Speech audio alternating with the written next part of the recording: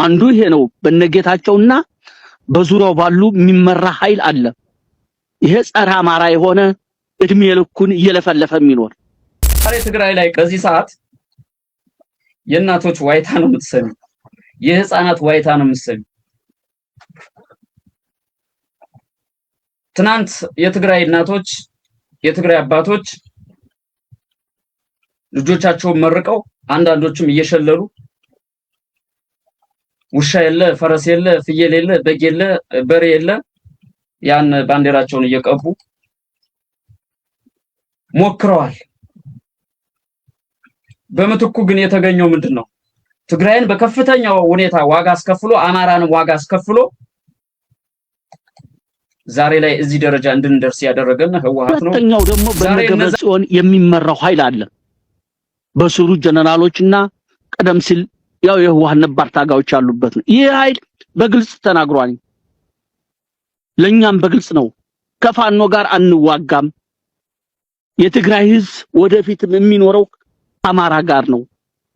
ስለዚህ ሌላ እንትን አንፈጥርበትም። ክፍተቶች ካሉ በውይይትና በውይይት ብቻ እናድርገው። ከፋኖ ጋር መተባበር እንፈልጋለን ያለ ነው። እኛም ይሄን ተቀብለነዋል። ብርጋዴር ጀነራል ተፈራ ማሞ አስተዛዛቢ አስተያየት ሰጥተዋል ብዬ አምናለሁ። ይህ አስተዛዛቢ አስተያየታቸው ከመዓዛ መኮንን ጋር ያደረጉት ቆይታ ላይ ያነሱት ነገር ነው። ከቲፒኤልኤፍ ጋር ስላለው ሊኖር ስለሚችለው ወይ ደግሞ ስለነበረው ጥምረት ጭምር ተናግሯል። ይሄ ጥምረት ትብብር የሚሉት ጉዳይ እሳቸው ባሉበት አንግል የሚረዱት ሰዎች አሉ፣ ከዛ በተቃራኒም የሚረዱት ሰዎች አሉ። ይሄ ነገር እንዴት ይታያል? ራሷ መዓዛ መሐመድ ከዚህ በፊት ከሰጠችው ሐሳብ ከሰጠችው ትንታኔ ጋር እንዴት ይታረቃል? ከዚህ በፊት አስረስ ማረ ዳምጤ ከተናገረው ነገር ጋር እንዴት ይታያል? ከትግራይ ህዝብ አሁናዊ ፍላጎት ጋር እንዴት ይጣጣማል? ይሄንን የሚቃወሙ ሌሎች የፋኖ ደጋፊ ነን የሚሉ ሰዎች ከሚያነሷቸው ሐሳቦች ጋር እንዴት ይጣመራል? ብርጋዴር ጀነራል ተፈራ ማሞ ያነሱትን ነገር ሌሎች ሰዎች ከሚያነሱት ነገር ጋር አሰናስሎ ማየት የተገባ ነው ብዬ አስባለሁ። ከባዶ ሜዳ የተዘገነ ሐሳብ እንዳይሆን ጥቂት እንስማቸው። ብርጋዴር ጀነራል ተፈራ ማሞ ሲሉት የነበረውን ነገር ስለ ትብብር፣ ስለ ትግራይ ህዝብ፣ ስለ አማራ ህዝብ እስኪ ጥቂት እንስማቸው። እሺ፣ አሁን እንግዲህ ስለ ትብብር በዚህ ላይ በተደጋጋሚ በግልጽ አስተላልፈነው አንበሉት የጋራን ጥላት በጋራ ለማጥፋት ከኢትዮጵያ ኃይሎች ጋር የምናደርገው ትብብር ይኖራን በሚል ቀደም ሲል አስተላልፈው ነው ነበር። አሁንም በቀጥታ ከነዚህ ኃይሎች ጋር የሚደረግ ትብብር አለ። ምክንያቱም ጥላት አለን፣ ብልጽግና የሚባል የሁላችንም ጥላት ነው። ይሄን ጥላት ለማጥፋት የሚደረግ የጋራን ጥላትን በጋራ የመምታት ይሄ ይኖራን። ይሄ በተለያየ ጊዜ ተጠቅሰዋል። ከነዚህ ኃይሎች ጋር ይደረጋል። እነዚህ ኃይሎች ግን በእኛ በኩል ኢትዮጵያ ውስጥ ያሉ ኢትዮጵያውያኖች ናቸው፣ እንደኛ ኢትዮጵያውያኖች ናቸው። ለምሳሌ በትግራይ ተመልከች። ትግራይ ላይ ሁለት ኃይሎች ወደፊት መጥተዋል። አንደኛው ጌታቸው ረዳ የሚመራው ስብስብ አለ፣ በብዛት ከፍተኛ ጀነራሎች ያሉበት እና የተለያየ ኃይል ያለበት። ይህ ኃይል ዓላማው በግልጽ ነው። ከኛ ፍላጎት ስናይ ከመጀመሪያው ጀምሮ ይህ ኃይል ጸረ አማራና ጸረ ፋኖ ነው። ይሄ ወደ ኋላ ታሪክ ከነ ሌላ ነው። ምንድነው ያለው? ከብልጽግና ጋር ሁነን ፋኖ የሚባል መጥፋት አለበት ነው። የአማራ ችግር አይደለም የሚታየው። ይሄ ጽንፈኛ ኃይል ለሁለታችንም አይበጅም ነው ያለው። ለብልጽግናም ለኛም አይበጅም። ይሄ ጽንፈኛ ኃይል ይጥፋ በሚል የሚንቀሳቀስ ኃይል ነው። አሁንም በማማከር በእያንዳንዱ ውጊያ ላይ በማማከር እየተንደፋደፉ ነው። ያደራጁት ኃይልም ሳይቀርኮ በተለያየ ቦታ ላይ ከኛ ጋር ተዋግቷል። አንዱ ይሄ ነው። በነጌታቸውና በዙሪያው ባሉ የሚመራ ኃይል አለ። ይሄ ጸረ አማራ የሆነ እድሜ ልኩን እየለፈለፈ የሚኖር አንዱ ይሄ ኃይል አለ። ሁለተኛው ደግሞ በነገብረ ጽዮን የሚመራው ኃይል አለ በስሩ ጀነራሎችና ቀደም ሲል ያው የህዋህ ነባር ታጋዮች ያሉበት ነው። ይህ ኃይል በግልጽ ተናግሯል። ለኛም በግልጽ ነው ከፋኖ ጋር አንዋጋም፣ የትግራይ ህዝብ ወደፊትም የሚኖረው አማራ ጋር ነው፣ ስለዚህ ሌላ እንትን አንፈጥርበትም፣ ክፍተቶች ካሉ በውይይትና በውይይት ብቻ እናድርገው፣ ከፋኖ ጋር መተባበር እንፈልጋለን ያለ ነው። እኛም ይሄን ተቀብለነዋል። ሁለት ኃይል አለ። አንደኛው በዚህ ስታክስ እኛም አሁንም የአማራ ህዝብ ከትግራይ ህዝብ ጋር የሚያጋጭ ጦርነት የለውም። ይሄ አሁን አይደለም የጠቀስነው፣ ገና መጀመሪያ ነው። አንዳንዱ አይገባውም። ገና ህወሓቶች ለትግል እዛ ለጦርነት ስነሳሱ አቁሙ፣ የትግራይ ህዝብ እግሩ እስከሚነቃ ዓለምን ቢዞር ከአማራ በላይ ወዳጅ የለውም፣ የአማራም እንደዛው። እነዚህ ህዝቦች እንደዛ ናቸው። ከአንድነታቸው ከልዩነታቸው አንድነታቸው ያመዝናል። ግን የተፈጠረ ክፍተት አለ። ይሄ ክፍተት በውይይት እና በውይይት ብቻ ነው መፈታት ያለበት የሚል የኛ ፍላጎት መጀመሪያም ነበር። ኦኬ፣ መጀመሪያ ትብብር የሚባል ነገር የለም ስትሉን አልነበረ ወይ? ስትሉን አልነበረ ወይ ምለው ራሳቸውን ብርጋዴር ጀነራል ተፈራ ማሞን ማለት ላይሆን ይችላል። ግን አንድ አፋብን የሚባል ተቋም ውስጥ ነን ስለሚሉ ትብብር የሚባል ነገር የለንም። አስረስ ማረ ዳምጤ ለዚህ ምስክር ነው። የጀመርነው ምንም አይነት ትብብር የለም፣ ቢኖር ደስ ይለናል፣ ግን የለም ሲል ነበረ። አንድ መዓዛ መሐመድ ራሷ ትብብር የሚባል ነገር በሌለበት ሁኔታ ፋኖ እንዴት ይተሰደባል፣ እንዴት ይተቻል ብላ ትንታኔ ስታቀርብም ሰምተናታል። ስለዚህ መጀመሪያ ትብብር የለም ስትሉን ነበረ። አሁን መቼ ስለተጀመረው ትብብር ነው የሚያወሩት ብርጋዴር ጀነራል ተፈራ ማሞ? መቼ ስለተጀመረው መቼ መነሻ ቀን አለው ወይ? ይሄ ትብብር የሚሉት ነገር ሰምታችኋቸዋል። ስለ ደብረ ጽዮን ሲያወሩ ከነሱ ጋር ስለሚፈጠር ትብብር ሲያወሩ አንወጋችሁም ብለውናል ብለው ውለታ ሲቆጥሩ ሰምታችኋቸዋል። ከመቼ ጀምሮ ነው የተጀመረው? አስረስ ማረ ዳምጤ፣ መዓዛ መሐመድ ደጋግመው ሲያነሱት የነበረው ነገር የጀመርነው ትብብር የለም የሚል ነው። መቼ ስለጀመሩት ትብብር ነው አሁን መጥተው ብርጋዴር ጀነራል ተፈራ ማሞ የሚነግሩን? ወይስ አስረስ ማረ ዳምጤ የሚመራው ሌላ ጀነራሉ የሚመራው ሌላ ነው ወይ? ፋኖ ምናውቀው አፋብን የሚባል የአማራ ፋኖ ብሔራዊ ንቅናቄ መስረተናል ብላችሁ ዘመነ ካሴ የሚመራው የትም ሆኖ አስረስ ማረ ዳምጤ የህዝብ ግንኙነት ኃላፊ የሆነለት ራሳቸው ብርጋዴር ጀነራል ተፈራ ማሞ ወታደራዊ አዛዥ የሆኑበት አንድ ተቋም አለ ሲባሉ ሪሊ አንድ ነው ወይ? ሌላ ጊዜ እንነጋገርበት። እነሱ የሚሉትን እንውሰድና አንድ ተቋም አለን አፋብን የሚባል አሉ። ኦኬ፣ አስረስ ማረ ዳምጤ ሌላ የሚያወራለት አፋብን፣ ብርጋዴር ጀነራሉ ሌላ የሚያወሩለት አፋብን ነው ወይ ያለው? የጀመርነው ግንኙነት የለም ይላል አስረስ ማረ ዳምጤ። ጀምረናል፣ እንቀጥልበታለን፣ ተቀብለናል ይላሉ ብርጋዴር ጀነራል ተፈራ ማሞ። የትኛውን ነው መውሰድ ያለብን? ስለ የትኛው አንድነት፣ ስለ የትኛው ትብብር ነው ማውራት ያለብን? አንደኛው ጉዳይ መጀመሪያው ይሄ ነው። ሁለተኛው ጉዳይ ከጌታቸው ረዳ ይልቅ ደብረ ጽዮን ይሻለናል ይላሉ ጀነራሉ። ለምን? ጌታቸው ረዳ እና ደብረ ጽዮን ገብረ ሚካኤል የተለያየ አቋም እንዳላቸው አድርገው ስለሚያስቡ ነው።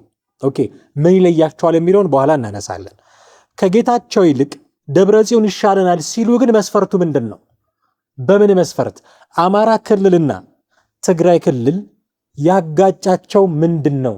መስፈርቱን ለማወቅ ይህንን ጥያቄ መመለስ ያስፈልጋል። ምንድን ነው ያጋጫቸው? አማራ ክልል እንደ ክልል ሲዋሰን፣ ትግራይ ክልል እንደ ክልል ሲዋሰን ሁለቱን አጎራባች ክልሎች ያጋጫቸው ምንድን ነው? የጠብ መንስኤ የሆነባቸው ምንድን ነው? እንዲህ በአይነ ቁራኛ እንዲተያዩ በመግለጫ እንዲጣሉ ባስ ሲልም የሰሜኑ ጦርነት ጊዜ ጦር እንዲማዘዙ ያደረጋቸው ነገር ምንድን ነው? ይህንን ጥያቄ ስትመልስ ከደብረ ጽዮን ጌታቸው ይሻለኛል፣ ከጌታቸው ደብረ ጽዮን ይሻለኛል ለሚለው ጥያቄ መስፈርትህ ምን እንደሆነ ታውቃለህ ማለት ነው። ምንድነው ያጋጫቸው? በጣም አጭርና ግልጽ መልስ፣ ወልቃይትና ራያ የማንነት ጉዳይ።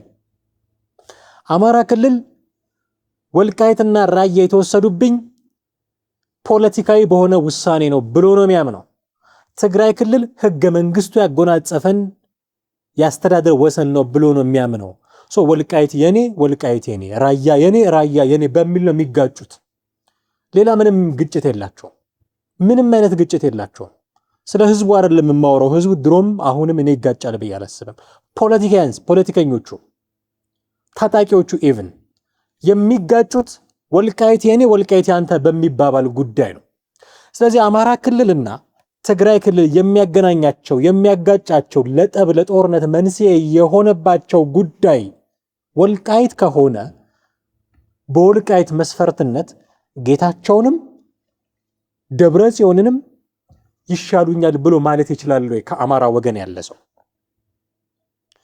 ጌታቸው ረዳም ደብረ ጽዮን ገብረ ሚካኤልም ወልቃይት ብለው ምዕራብ ትግራይ ነው የሚሉት። ምዕራብ ትግራይ የትግራይ ነው ብለው ነው የሚያምኑት። በዚህ አቋማቸው ተመሳሳይ ነው። ብርጋዴር ጀነራል ተፈራ ማሞ መተው ከጌታቸው ረዳ ደብረ ጽዮን ይሻለኛል ሲሉ በምን መስፈርት የሚል ጥያቄ ያነሳ ነው። ለዛ በምን መስፈርት ነው የሚሻለው? በወልቃይት መስፈርት ከሆነ ሁለቱም ወልቃይት ለአማራ አይገባም ብለው ነው የሚያምኑት ሁለቱም። ስለዚህ ሁለቱንም ጠላቴ ልትል ነው ማለት ነው መስፈርተ ወልቃይት ከሆነ። እኛ ማናውቀው መስፈርት ካላቸው ቢነግሩን። ምንድን ነው መስፈርታቸው? ወልቃይት መስፈርታቸው ካልሆነ ከአማራ ህዝብ ጥያቄ በተቃራኒ እየቆሙ ነው ማለት ነው። የአማራ ህዝብ ጥያቄ ከትግራይ ህዝብ ጥያቄ ጋር ያለው ጥያቄ ወልቃይት ነው። ሌላ ምን ጥያቄ ያለው?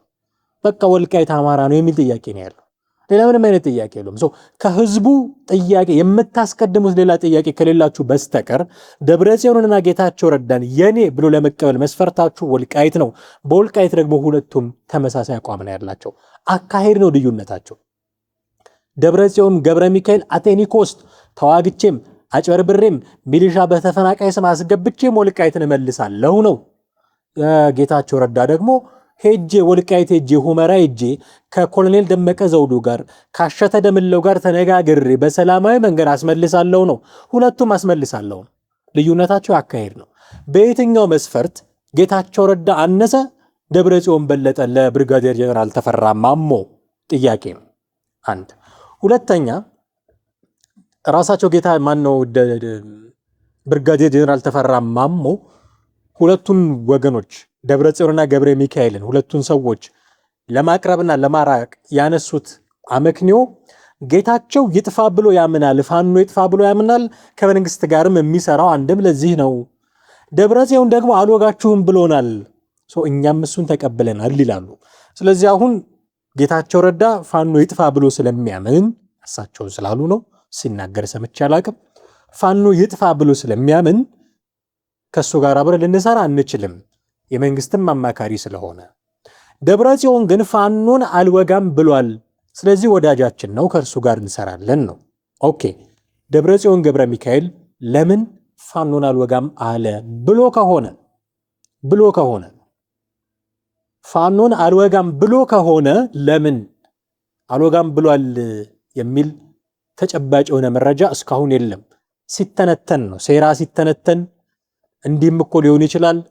ፕሪቶሪያ ላይ የተፈራረሙት እኮ ፌደራል መንግስትና ቲፒኤልኤፍ ሆኖ ፋኖን ለማጥቃት ነው ምናምን እየተባለ ብዙ ሲመነዘር እናውቃለን ብሎ ከሆነ ደብረጽዮን የሚመራው ህዋት እኔ ፋኖን አልወጋም ብሎ ከሆነ ለምን ይሄን አለ? እኔ ማለቱን እርግጠኛ አይደለም፣ ግን እንውሰድና የብርጋዴር ጀነራል ተፈራ ማሞን ቃል ወስደን ብሎ ከሆነ ለምን ይሄን አለ?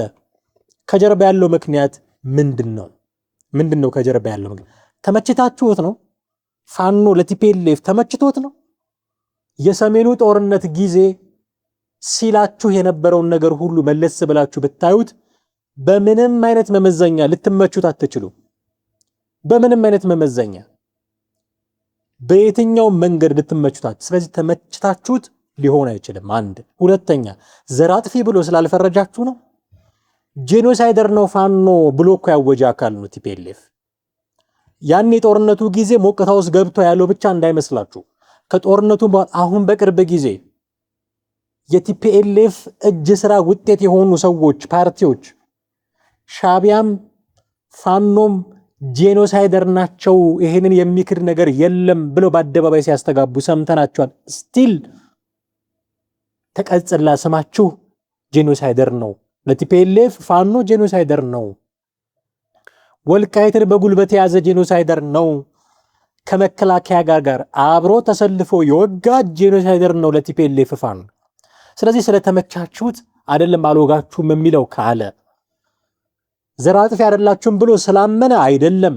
ታዲያ ለምንድን ነው መንገዱን እንድታቀኑለት? መንገዱን እንድታቀኑ መንገድ አለው። መሄድ የሚፈልገው መንገድ አለው። አቴኒ ኮስት 4 ኪሎ መመለስ ይፈልጋል። በቅርቡ ተናግረውታል ጌታቸው ረዳ። አዲስ አበባ መግባት ይፈልጋሉ። ከገቡ በኋላ ስልጣኑን ማን እንደሚሰጣቸው እግዚአብሔር ነው የሚያውቀው አሉ። ተናግረውታል። አዲስ አበባ መግባት ይፈልጋሉ። የቀደመ ስልጣናቸውን መያዝ ይፈልጋሉ። ለዚህም የሆነውን መንገድ እንድታቀኑለት ይፈልጋቸዋል። በየትኛውም መንገድ ልምጣ ቢል የግድ አማራ ክልልን ማቋረጥ አለበት ቲፒኤልኤፍ ወደ አዲስ አበባ ለመምጣት። ይሄንን የአማራ ክልልን ከያዛችሁለት፣ ህዝቡን ካሳመናችሁለት ምን ይፈልጋል? ስለዚህ መንገድ እንድታቀኑለት ነው የሚፈልጋችሁ። አልወጋችሁምም ካለ ለዛ ብሎ አንድ። ሁለተኛ ጊዜያዊ ወዳጅ እያደረጋችሁ ነው። ጊዜያዊ ወዳጅ በቅርብ ጊዜ ለሚሄደው መንገድ ቅድም እንዳልኩት መንገዱን እንድታቀኑለት የጠላት ወዳጄ ነው በሚል አመክንዮ መንግስትን ሁለታችሁም ስለምትቃወሙ በቃ ለጊዜው ወዳጄ ነው ብሎ ስለሚያምን አሊያንስ መፍጠር ፌዴራል መንግስቱን ያስጨንቅልኛል ብሎ ስለሚያምን ወዳጆቹ እያደረጋችሁ ነው።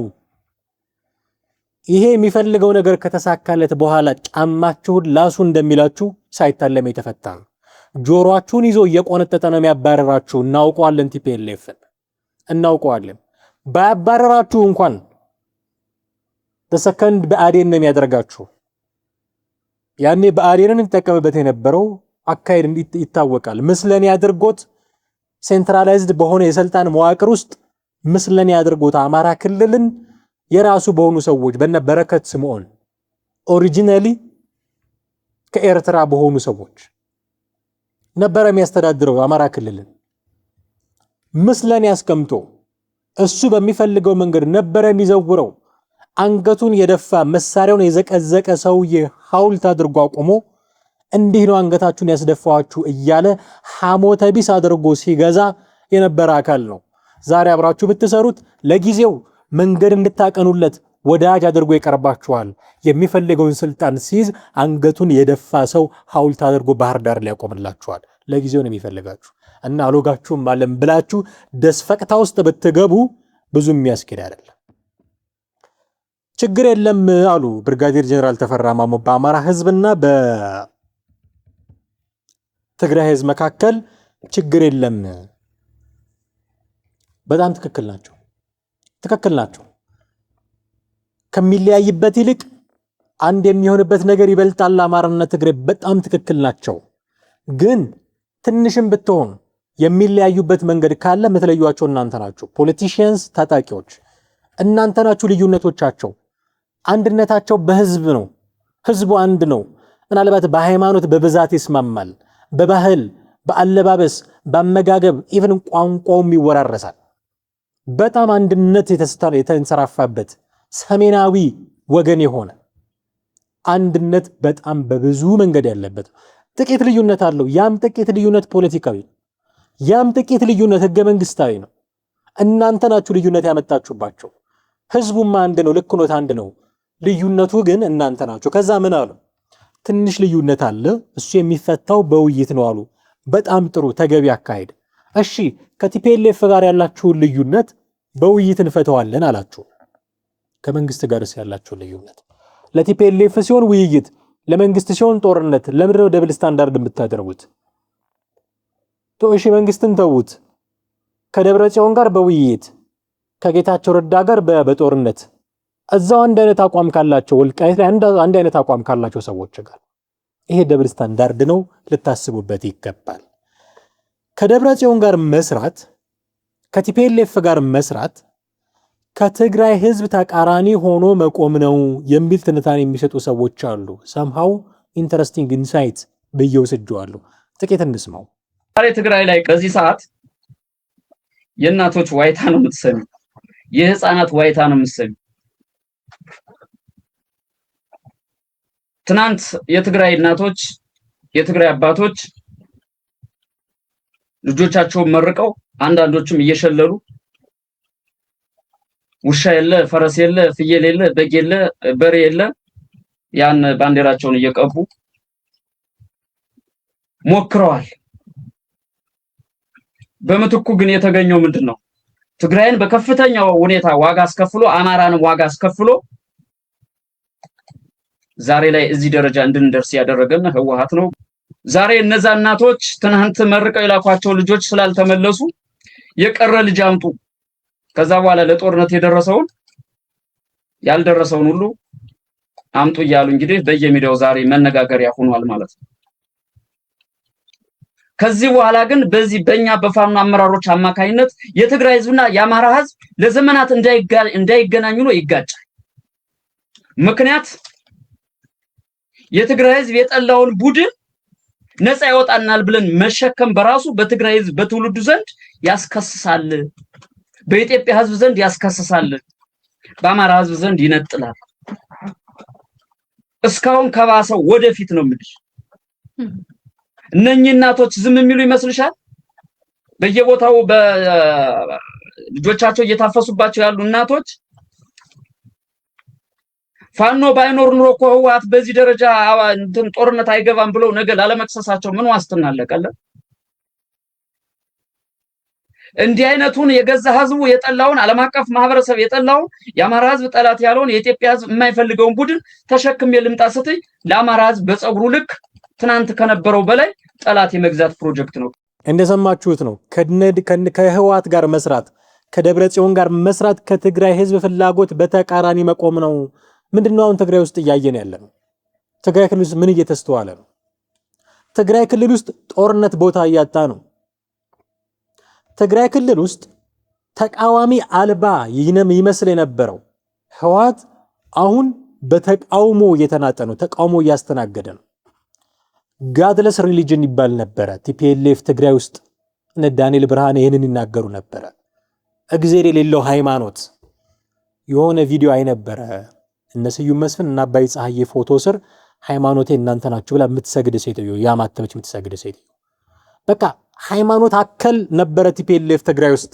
አሁንስ እናቶች ድንጋይ ያነሱ የሚወረውሩበት፣ ወጣቶች ከምልመላ ከመትከ አፈሳ እየሮጡ እየፈረጠጡ የሚያመልጡበት፣ በአደባባይ እየወጡ የሚቃወሙበት ክልል ሆኗል። ቲፒኤልኤፍ ማህበራዊ መሰረቱን ትግራይ ውስጥ እያጣ ነው። ጦርነት ትርፍ የሌለው ነገር መሆኑ የተረዳ የታወቀ የጎላ የተረዳ ነገር እየሆነ ነው ትግራይ ክልል ውስጥ። እናቶች ወጣቶችም ጭምር ባላቸው አቅም ህወሓትን የሚቃወሙበት ጊዜ ላይ ደርሰናል። ትግራይ ክልል ውስጥ እንዲህ የሆነ ቲፒኤልኤፍ ፍላጎት እያጣ ትኩረት እያጣ ደጋፊ እያጣ ባለበት ጊዜ ከትግራይ ህዝብ ፍላጎት ተቃራኒ ሆናችሁ እናንተ ከቲፒኤልኤፍ ጋር እንሰራለን አላችሁ። የዚህ ሰውዬ ነጥብ እሱ ነው። በኋላ የአማራን ህዝብና የትግራይን ህዝብ የሚያቃቅር ነገር እያቆያችሁ ነው። የትግራይ ህዝብ የማይፈልገውን ቲፒኤልኤፍን ተሸክማችሁ እያመጣችሁት ነው። ይሄ ነው ጥያቄያችሁ። የኔ ኮንሰርን ደግሞ ቲፒኤልኤፍ የገጠመውን ችግር የሆነውን ሁኔታ አማራ ክልል ውስጥ ልትደግሙት ትችላላችሁ። ቲፒኤልኤፍ ትናንት እንዲህ አልነበረም። ያለው ነገር ሁሉ የሚሆንለት ትግራይ ክልል ውስጥ ያለው ነገር ሁሉ የሚሆንለት ህዝብ በሆታ ወጥቶ የሚደግፈው ሁሉም በአንድ ድምጽ እንዳንድ ቃል ተናጋሪ እንዳንድ ልብ መካሪ ሆነው ይደግፉት የነበረ ድርጅት ነው። ዛሬስ በተደጋጋሚ ጦርነት ምክንያት ህዝቡ ስለተሰላቸ ከቲፒኤልኤፍ ጀርባ ቆሟል። ጀርባው ለቲፒኤልኤፍ ሰጥቷል። ተቃውሞ ላይ ነው ያለው። አማራ ክልል ውስጥ ዛሬ ምናልባት አንዳንድ ቦታዎች ድጋፍ አግኝታችሁ ሊሆን ይችላል። ሙሉ በሙሉ ድጋፍ አላችሁም ብዬ አላምንም፣ ግን እንደምትሉት እንሰዶና ድጋፍ አግኝታችሁ ሊሆን ይችላል።